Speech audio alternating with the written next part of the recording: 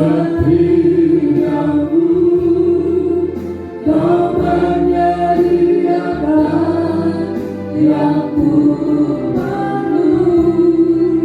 Kau setia, kau mulia, dulu sekarang dan selamanya.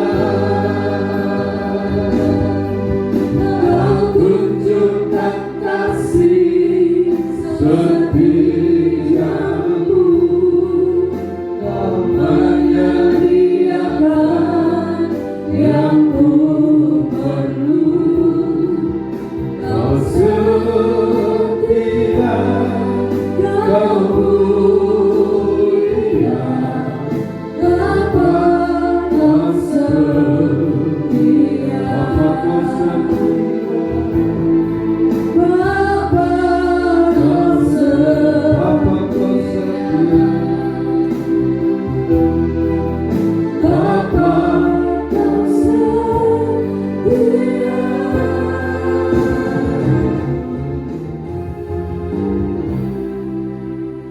Segala puji, hormat dan syukur bagi Bapa Surgawi, Engkau yang kekal sampai kekal, kasih-Mu abadi, Engkau tidak pernah berubah sedikit pun.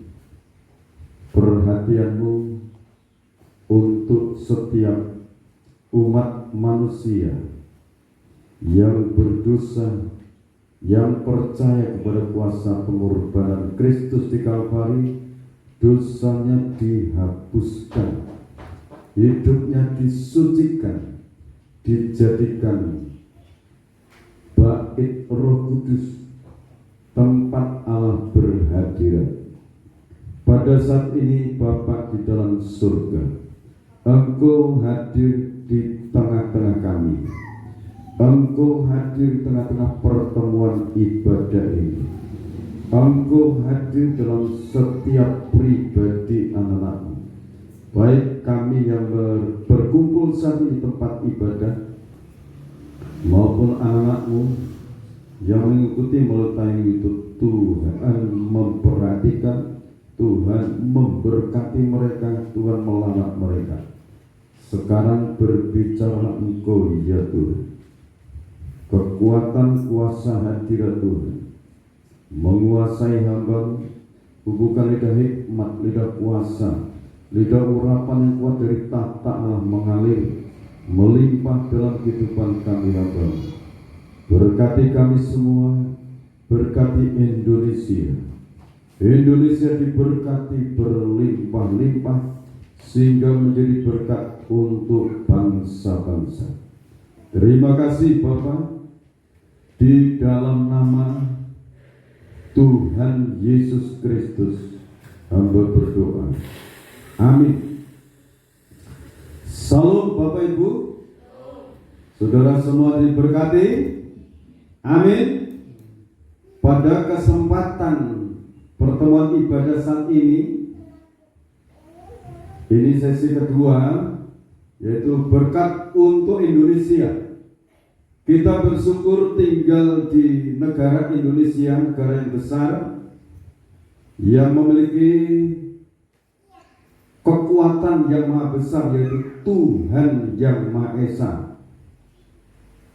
Kelebihan Indonesia di situ, memiliki Tuhan yang Maha Esa, yang disembah oleh seluruh umat dengan keyakinan kepercayaan mereka masing-masing. Saudaraku yang dikasihi oleh Tuhan Yesus Kristus, apapun yang terjadi di tengah-tengah bangsa Indonesia, tetap percaya, yakin Tuhan yang Maha Esa, yang Maha Kuasa itu yang akan menolong, yang akan memberikan jalan keluar di setiap permasalahan, baik itu umat, masyarakat bawah, menengah ke atas, baik yang tinggal di pemerintahan memiliki jabatan-jabatan di pemerintahan, sampai di raja-raja, presiden, permasalahan apapun yang akan dihadapi akan ada jalan keluar. Indonesia sangat diperhatikan Tuhan sejak purbakala. Jadi kalau ayat di dalam Yesaya pasal 46 ayat 9 sampai 11 kita baca dulu. Betul, kalau dari ayat 1 dijelaskan di sana, dewa-dewa, berhala-berhala, patung-patung di sana direbahkan, ditumbangkan. Mengapa? Kita akan perhatikan firman ini supaya kita ini betul-betul diberkati. Siapapun saudara yang mendengarkan firman ini, baik saudara yang di berbagai benua di seluruh dunia ini, terutama berkat ini untuk Indonesia, mengingatkan Indonesia diperhatikan Tuhan. Amin. Saudara percaya Indonesia diperhatikan Tuhan? Ini luar biasa. Silakan dibacakan. Yesaya 46 ayat 9 sampai 11.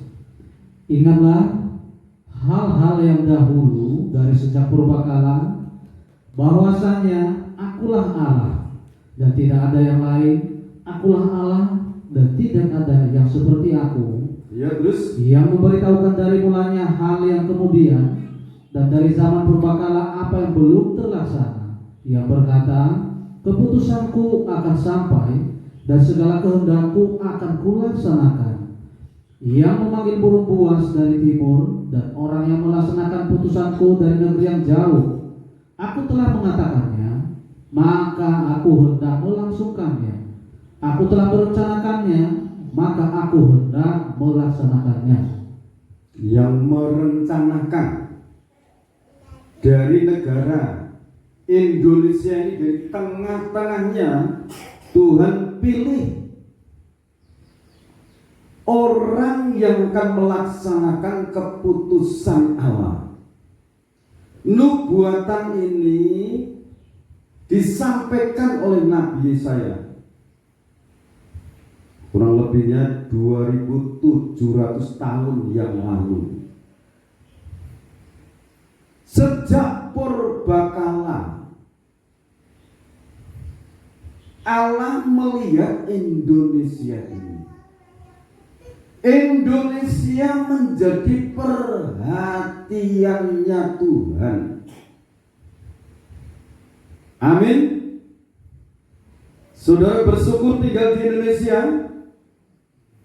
Indonesia menjadi perhatiannya Tuhan. Seorang lelaki, jadi seorang lelaki yang dipilih, ditetapkan Tuhan. Dulu pernah saya sampaikan ini, temanya waktu itu adalah siapakah Satrio Piningit itu? Itu umum, berita umum. Dari kepercayaan lain itu mengatakan Indonesia ini nanti kalau muncul Satrio Piningit, dimunculkan, dilantik, betul-betul Indonesia nanti mengalami kelimpahan.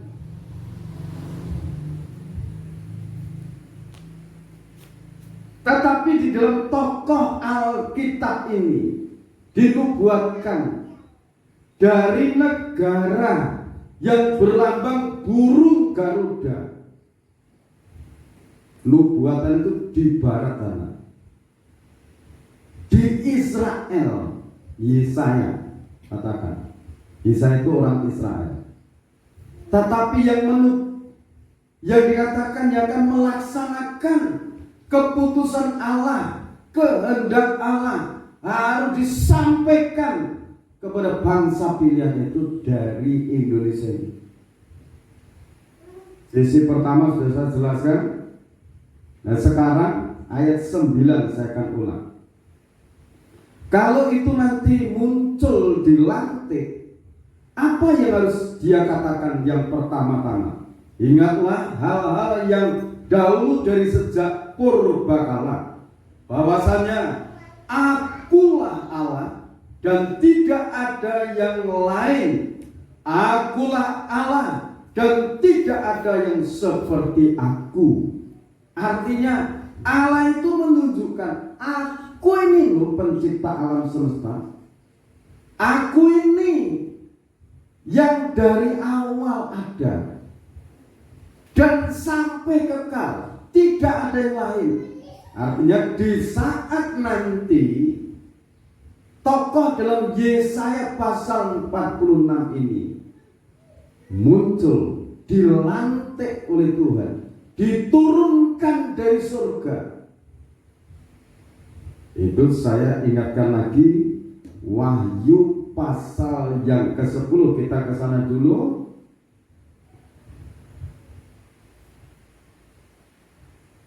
Ayat 1 mulai.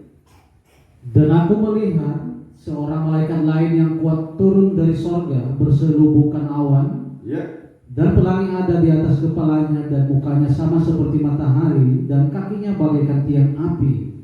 Dalam tangannya ia memegang sebuah gulungan kitab kecil yang terbuka.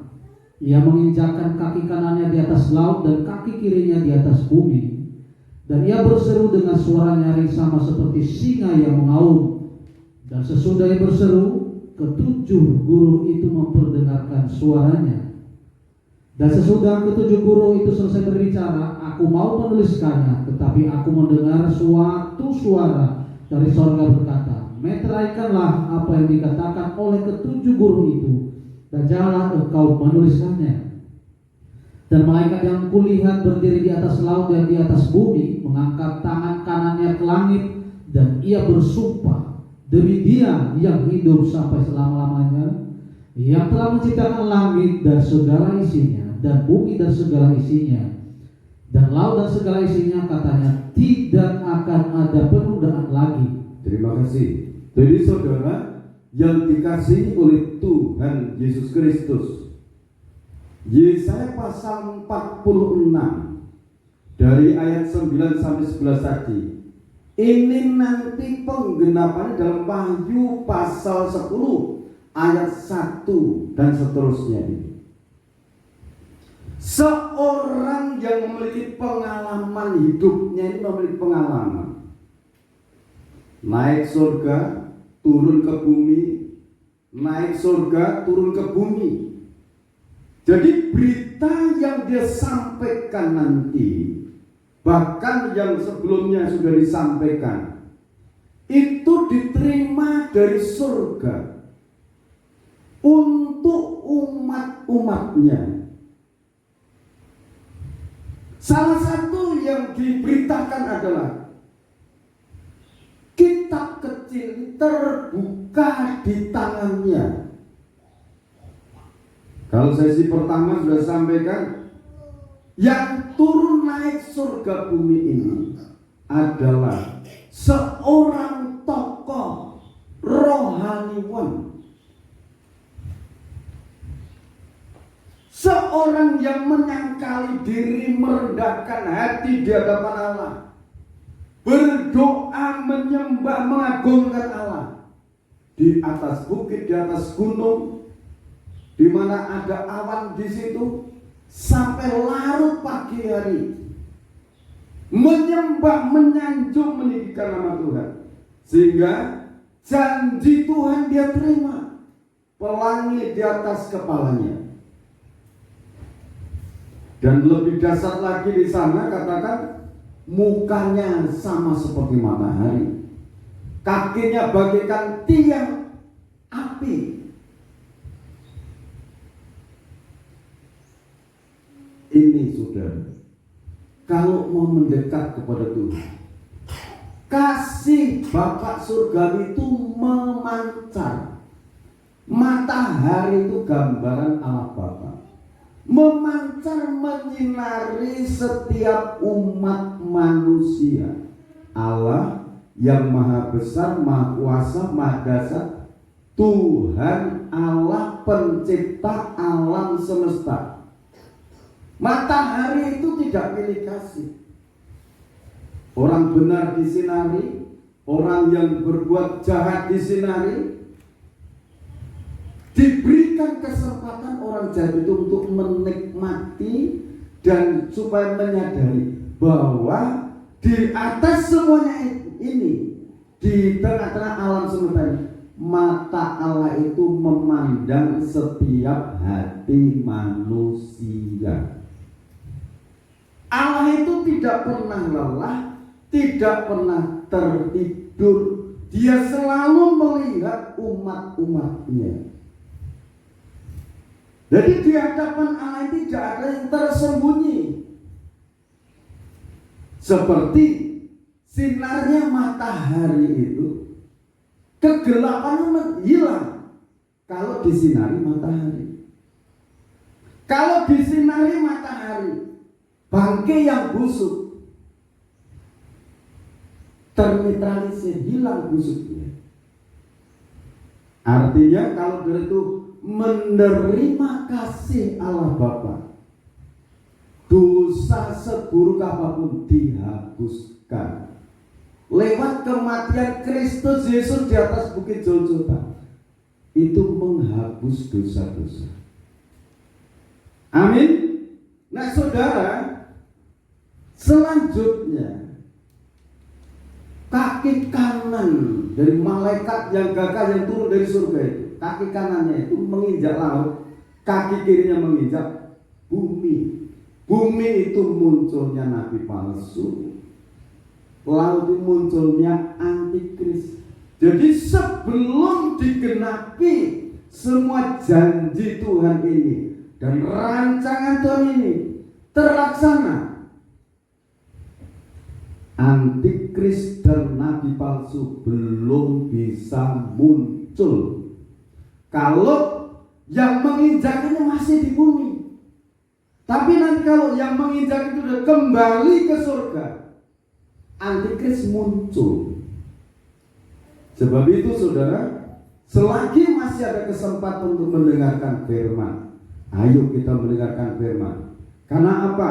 Di saat nanti malaikat yang gagah itu nanti sudah meninggalkan bumi ini, antikris dan nabi palsu muncul bebas secara terang-terangan menganiaya orang-orang yang percaya kepada Kristus. Sebab itu saudara, tetaplah setia, teguh hati saudara, setia dalam mengiring Tuhan, setia dalam ibadah. Ibadah itu yang menilai bukan manusia. Yang menilai itu Bapa surgawi. Para malaikat itu mencatat semua tingkah laku yang kita lakukan, baik dalam ibadah maupun kehidupan sehari-hari. Tema sebelum saya sampaikan tema ini, yaitu mengenai jagalah langkahmu. Jagalah langkahmu, jaga jalan berkat. Kau mau melangkah ke rumah Tuhan, melangkah ke rumah Allah, jaga langkahmu, jaga pikiran, jaga batin. Jadi kalau kita bisa menjaga pikiran, hati, tentunya menjaga hati kita masing-masing. Amsal Sulaiman pasal yang keempat katakan, jagalah hatimu dengan segala kewaspadaan, karena dari situlah terpancar kehidupan. Hati ini menjadi tahtanya Roh Kudus. Nah saudara, kalau itu nanti malaikat yang turun dari surga, itu sekali lagi saya sampaikan bahwa itu adalah seorang rohaniawan dari negara yang berlambang burung Garuda. Amin. Tadi saya sampaikan, apapun yang terjadi di Indonesia, kalau itu nanti dikirim oleh Tuhan, permasalahan rumah tangga, permasalahan pribadi, permasalahan masyarakat, permasalahan negara, semuanya akan tertata, semuanya akan tertib, semua akan mengalami damai sejahtera dari Allah. Amin. Sebab itu kita tunggu ini penggenapan Yesaya pasal 46, dan wujudnya itu adalah Yesaya Wahyu pasal yang ke-10, penggenapannya. Mengapa saya katakan wujud? Nanti ini kelihatan, bisa dipegang, bisa berjabat tangan, kita bisa mendengarkan suaranya, kita diterangi hati kita oleh kebenaran firman. Sebab itu kita terbuka di tangannya. Yang terbuka yang mana? Tidak lepas dari kitab ini. Keluaran pasal yang ke-20 ayat 1 mulai sampai 17. Kita akan baca dulu. Ini yang akan disampaikan, diingatkan untuk bangsa pilihan Allah.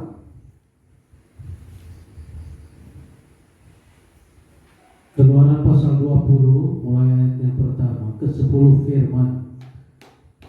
Lalu Allah mengucapkan segala firman ini.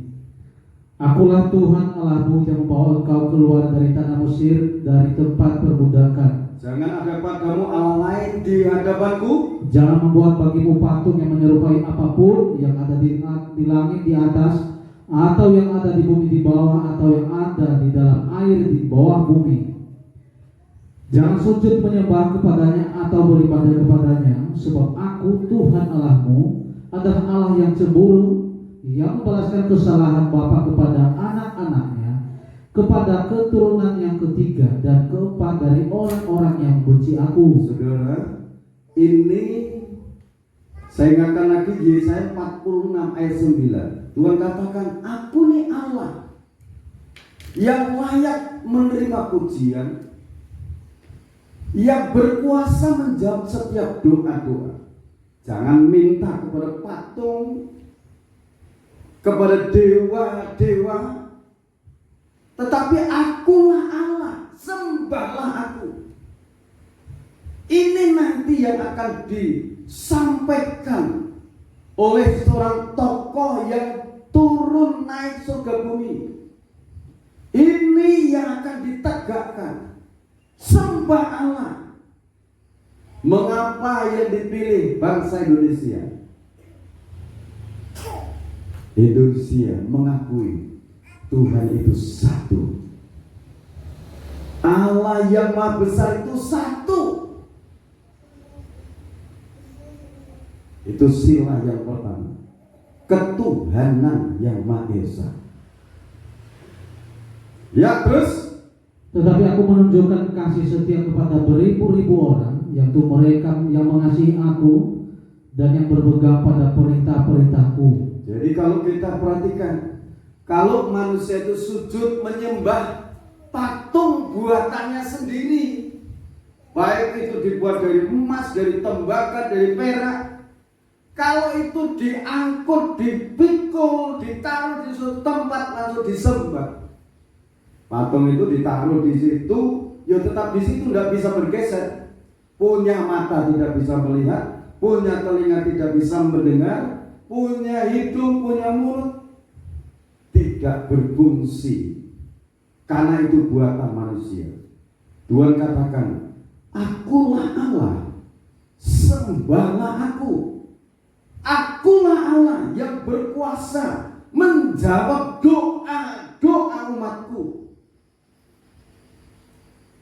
Jadi keinginan Tuhan itu umat itu kalau minta kepada Dia, Sang Pencipta, itu yang layak ditinggikan, diagungkan. Yang dipuji bukan manusia, bukan ciptaannya, tetapi yang menciptakan adalah Allah yang Maha Besar. Amin. Kalau sampai manusia membuat patung langsung disembah, Hukuman itu sampai turun yang keempat. Jadi pribadinya, anaknya, cucunya, cicit, dan seterusnya habis satu keturunan. Tetapi Tuhan menunjukkan kasih setianya kepada orang yang menyambut kasihnya dan berpegang pada perintah-perintahnya. Mendapatkan belas kasihan, tetapi aku menunjukkan kasih setia kepada beribu-ribu orang, yaitu mereka yang mengasihi aku dan yang berpegang pada perintah-perintahku, yang mengasihi aku. Kalau di dalam Injil Yohanes pasal 14 ayat 15, barang siapa mengasihi aku, ia harus melakukan perintah-perintahku, dan aku akan memberikan kepadanya penolong yang lain, yaitu Roh Kudus. Ayat 18 katakan, aku tidak akan meninggalkan kamu sebagai yatim piatu. Itu orang-orang yang mengasihi dia, melakukan perintah-perintahnya. Yang selanjutnya, Jangan menyebut nama Tuhan Allahmu dengan sembarangan, sebab Tuhan akan memandang bersalah orang yang menyebut namanya dengan sembarangan. ya terus, Ingatlah dan kuduskanlah hari Sabat. jadi jangan menyebut nama Tuhan dengan sembarangan, dan selalu mengingat hari Sabat, hari perkumpulan itu ibadah. 6 hari lamanya engkau akan bekerja Dan melakukan segala pekerjaanmu Tetapi hari ke-7 adalah hari Sabat Tuhan Allahmu, maka jangan melakukan suatu pekerjaan engkau atau anakmu laki-laki atau anakmu perempuan, atau hambamu laki-laki atau hambamu perempuan, atau hewanmu atau orang asing yang di tempat kediamanmu. Sebab 6 hari lamanya Tuhan menjadikan langit dan bumi, Laut dan segala isinya, dan ia berhenti pada hari ke-7. Itulah sebabnya Tuhan memberkati hari Sabat dan menguduskannya. Jadi hari Sabat itu, begitu itu dikuduskan, hari pertemuan ibadah itu Tuhan menguduskan, dan Tuhan memberkati hari itu. Hari ini Tuhan memberkati saudara, karena Tuhan hadir di tengah-tengah ibadah kita. Amin. Amin. Ya, ayat 12. Hormatilah ayahmu dan ibumu, supaya lanjut umurmu di tanah yang diberikan Tuhan Allahmu kepadamu. Menghormati, ini hukum yang ke-6 ya. Yang kelima, hormatilah ayahmu dan ibumu, supaya lanjut umurmu di tanah yang diberikan Tuhan Allahmu kepadamu. Cara menghormati orang tua itu bagaimana? Cara menghormati orang tua itu sopan santun, etika dalam sikap, etika berkata-kata. Ini perlu kita terapkan dalam hidup. Jangan sampai kalau orang tua itu sudah dipanggil baru hormat-hormat, nangis-nangis, udah di makam disujud-sujud, itu tidak ada artinya, saudara. Selagi orang tua itu ada, hormati dia dengan kata-kata yang santun, tidak ketus dengan orang tua. Untuk memberikan sesuatu dengan santun, jangan sampai memberikan sesuatu untuk orang tua dilempar. Itu sama orang tua tidak hormat. Ya, lanjut. Jangan membunuh, jangan berzina, jangan mencuri, jangan mengucapkan saksi dusta tentang sesamamu, jangan mengini rumah sesamamu, jangan mengini istrinya atau hambanya laki-laki, atau hambanya perempuan, atau lembunya atau keledainya, atau apapun yang dipunyai sesamamu. Ya, lanjut kita baca Matius pasal 22 ayat 37. Jawab Yesus kepadanya, kasihilah Tuhan Allahmu dengan segenap hatimu dan dengan segenap jiwamu dan dengan segenap akal budimu. Ya, terus Itulah hukum yang terutama dan yang pertama. Dan hukum yang kedua Yang sama dengan itu ialah kasihilah sesamamu manusia seperti dirimu sendiri. Pada kedua hukum inilah tergantung seluruh hukum Taurat dan kitab para nabi. Ya, terima kasih. Jadi saudara, nanti kalau Yesaya pasal 46 penggenapan dalam Wahyu pasal 10 itu diwujudkan oleh Tuhan, digenapi oleh Tuhan.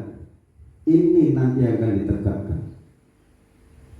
Mengasihi Tuhan dengan segenap hati, dengan segenap jiwa, dengan segenap akal budi, fokus kepada Dia. Hukum yang kedua, kasihilah sesama manusia seperti dirimu sendiri. Dalam kedua hukum ini semuanya tercatat, tidak ada yang melanggar hukum Taurat, saudara. Ini nanti akan diingatkan oleh tokoh-tokoh yang muncul dari Indonesia ini, yang dimunculkan oleh Tuhan pada hari-hari ini. Tuhan sedang mempersiapkan mereka. Tuhan sedang mempersiapkan mereka. Nah, kita akan membaca lagi di dalam Galatia pasal 3 ayat 13 dan 14. Kristus telah menebus kita dari kutuk hukum Taurat dengan jalan menjadi kutuk karena kita, sebab ada tertulis, terkutuklah orang yang digantung pada kayu salib. Yesus Kristus telah membuat ini supaya dalam Dia berkat Abraham sampai kepada bangsa-bangsa lain, sehingga oleh iman kita menerima roh yang telah dijanjikan itu. Terima kasih. Jadi saudara, berita yang disampaikan untuk ditegaskan manusia yang melanggar Taurat itu bisa dibersihkan hatinya kalau percaya di dalam Galatia pasal 3 ayat 13. Yesus Kristus itu mewujudkan kasih Bapa yang di surga. Dia relakan dirinya untuk mati di salib. Dengan darahnya itu menghapus semua dosa-dosa orang yang percaya pada Dia. Dihapus dosa-dosa. Amin. Setelah dihapus, Yesus Kristus telah membuat ini, melakukan ini, supaya di dalam Dia berkat Abraham sampai kepada bangsa-bangsa lain, sehingga oleh iman kita menerima roh yang telah dijanjikan itu. Jadi Yesus Kristus itu rela mati di salib supaya keselamatan itu turun diterima oleh bangsa-bangsa lain. Yang sebenarnya Yesus Kristus itu hadir untuk satu bangsa, bangsa Israel. Tetapi bangsanya menolak kebangkitan Kristus, ditolak. Tidak yakin bahwa Kristus bangkit. Tidak yakin dengan kuasa darahnya. Yesus Kristus melakukan ini. Memang hujan awal itu untuk bangsa Israel, tetapi yang lainnya masih menunggu Mesias sampai sekarang ini. Nah, kekuatan Allah yang Maha Dasar ini harus disampaikan kepada bangsa pilihan. Yang menyampaikan siapa? Orang dari Indonesia, bergerak ke barat, menjangkau bangsa pilihan Allah. Juga kekuatan yang disampaikan itu adalah Roma 1 ayat 16 dan 17 dulu.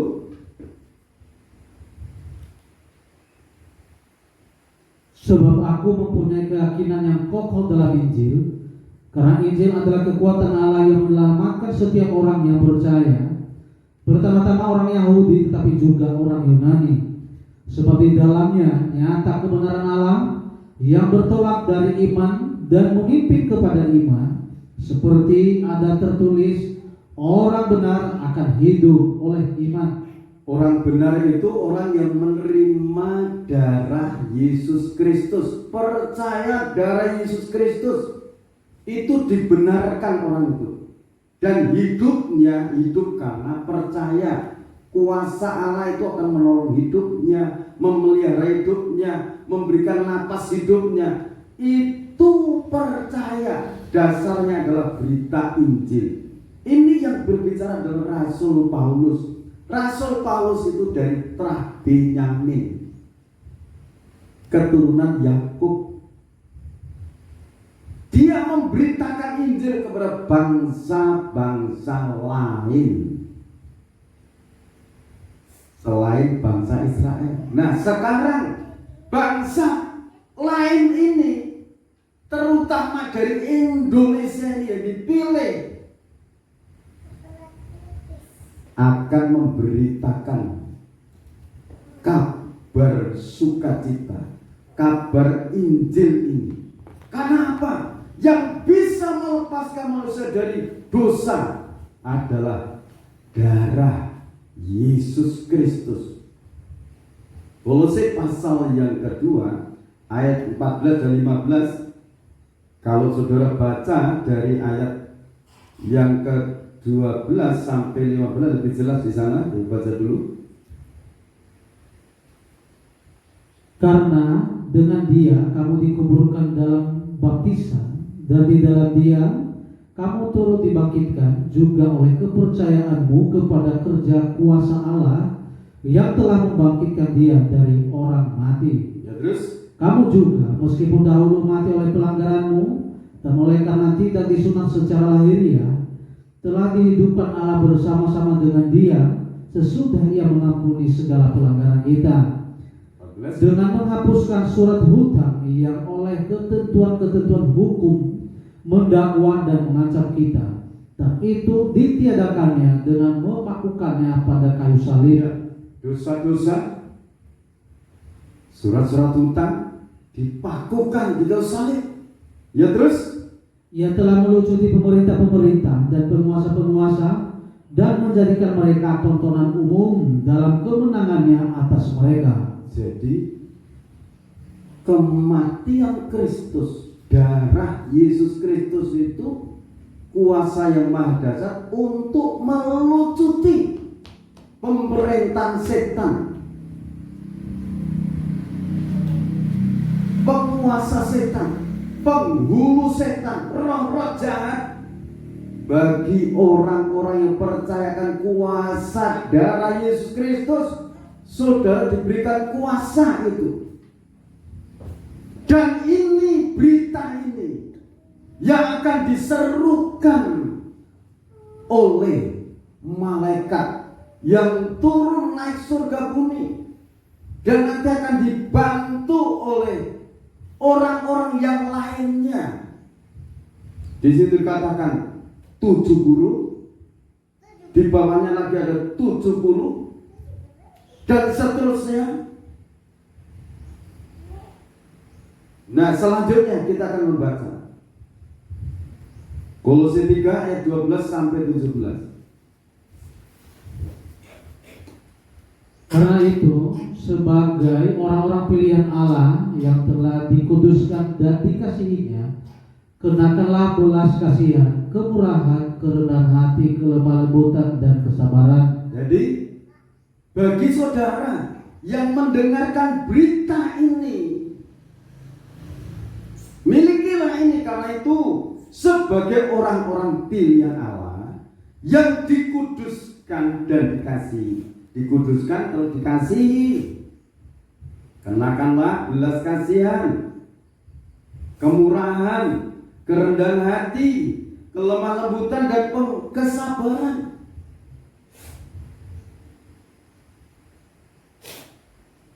Sabarlah kamu seorang terhadap yang lain Dan ampunilah seorang akan yang lain apabila yang seorang menaruh dendam terhadap yang lain. Ya, sekarang ampuni. Jangan sampai menyimpan dendam, menyimpan kebencian kepada sesama. Ampuni. Amin. Ya, terus Sama seperti Tuhan telah mengampuni kamu, kamu perbuat jugalah demikian. nah, sebelum Wahyu 10 itu digenapi, hendaklah kita saling mengampuni.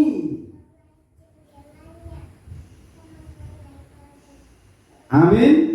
Saling mengampuni, dan di atas semuanya itu Kenakanlah kasih sebagai pengikat yang mempersatukan dan menyempurnakan. jadi di atas semuanya itu kenakanlah kasih sebagai pengikat. Kasih apa ini? Kasih Bapa. Wujudnya adalah pengorbanannya di Bukit Golgota, disempurnakan dengan kuasa kebangkitannya. Dengan kuasa darah Yesus Kristus bisa melepaskan pengampunan dengan tulus, tidak mengungkit-ungkit kesalahan sesama. Inilah ciri-ciri dari orang-orang yang akan dipakai pada akhir zaman. Amin. Pengikat, sangat bersih, diikat. Coba saudara, kalau orang mengalami cedera di tubuhnya, sebelum dijahit, dibersihkan dulu dari kotoran-kotoran, debu-debu, supaya tidak infeksi, tidak busuk. Dibersihkan dulu. Yang bisa membersihkan batin manusia itu adalah darah Yesus Kristus. Selanjutnya, Hendaklah damai sejahtera Kristus memerintah dalam hatimu, karena untuk itulah kamu telah dipanggil menjadi satu tubuh, dan bersyukurlah. nah, kamu dipanggil dari Indonesia ini supaya menjadi satu tubuh, tubuh Kristus. Bukan menjadi satu gereja, bukan. Gereja itu organisasi. Kalau tubuh Kristus itu terdiri dari berbagai macam organisasi gereja. Mengakui kamu percaya dari Yesus, kamu saudaraku. Kalau bilang kamu saudaraku, lepaskan pengampunan. Kalau kamu melepaskan pengampunan, hatimu akan mengalami damai sejahtera. Amin. Ini tugas. Tugasnya siapa? Wahyu pasal 10 ayat 1 sampai berikutnya tadi. Tugasnya ini. Kalau bilangnya memiliki tugas dari surga, masih menyimpan kesalahan orang lain, memiliki dendam, lah ini perlu dicuci dengan darah Kristus, dengan kasih Kristus. Amin. Amin. Setelah itu bersyukur. Hendaklah perkataan Kristus diam dengan segala kekayaannya di antara kamu. Terus, Sehingga kamu dengan segala hikmat mengajar dan menegur seorang akan yang lain, dan sambil menyanyikan mazmur dan puji-pujian dan nyanyian rohani, kamu mengucap syukur kepada Allah di dalam hatimu. Dan segala sesuatu yang kamu lakukan dengan perkataan atau perbuatan, lakukanlah semuanya itu dalam nama Tuhan Yesus, sambil mengucap syukur oleh Dia kepada Allah Bapa kita. jadi Rasul Paulus itu bangsa pilihan, orang Israel, anak cucu cicitnya Yakub. Bangsa pilihan itu satu, Abraham, punya anak cucu cicit sampai sekarang nambah di dunia ini. Yang dipilih satu, Abraham, bangsa pilihan. Abraham itu orang Israel. Kalau sekarang bicara seperti itu, Kanaan. Dia tinggalnya di sana.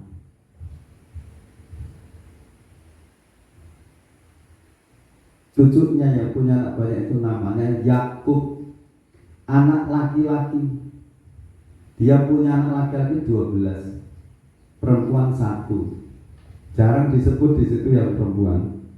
Nah, saudara, ini firman yang akan didengungkan, disampaikan sampai ke ujung bumi. Berita dari surga, sembahlah Allah, terimalah anugerah keselamatan dalam Kristus Yesus Tuhan yang Maha Kuasa. Ini Rasul Paulus, anak cucu cicitnya Yakub. Ini dari keturunan Benyamin, orang Israel. Dan nanti sisa Israel akan percaya pada Kristus, tapi yang bertugas untuk memberitakan Injil ke sana adalah putra putri bangsa Indonesia awalnya. Tapi dia memiliki tim di berbagai benua di dunia ini. Haleluya. Saudara, ini firman Tuhan, saudara percaya? Saudara percaya ini firman akan digenapi? Sangat yakin firman yang akan digenapi. Sebab itu ujian mengatakan, tiada yang seperti engkau.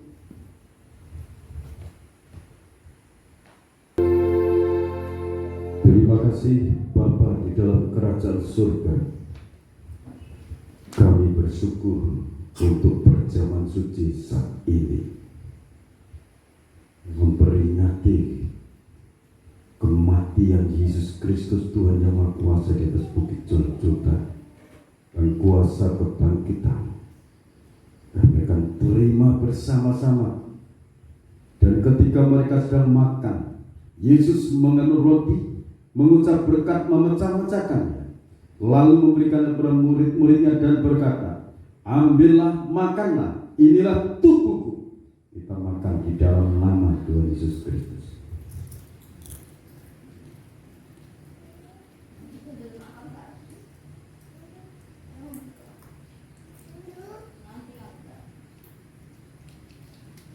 Terima kasih Bapak. Terima kasih. Sesudah itu ia mengambil cawan, mengucap syukur, lalu memberikannya kepada mereka dan berkata, minumlah kamu semua dari cawan ini, sebab inilah darahku, darah perjanjian yang ditumpahkan bagi banyak orang untuk pengampunan dosa. Kita akan minum di dalam nama Tuhan Yesus Kristus.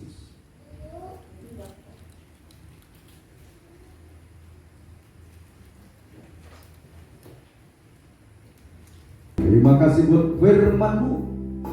Berkat-berkat itu limpahkan bagi kami semua.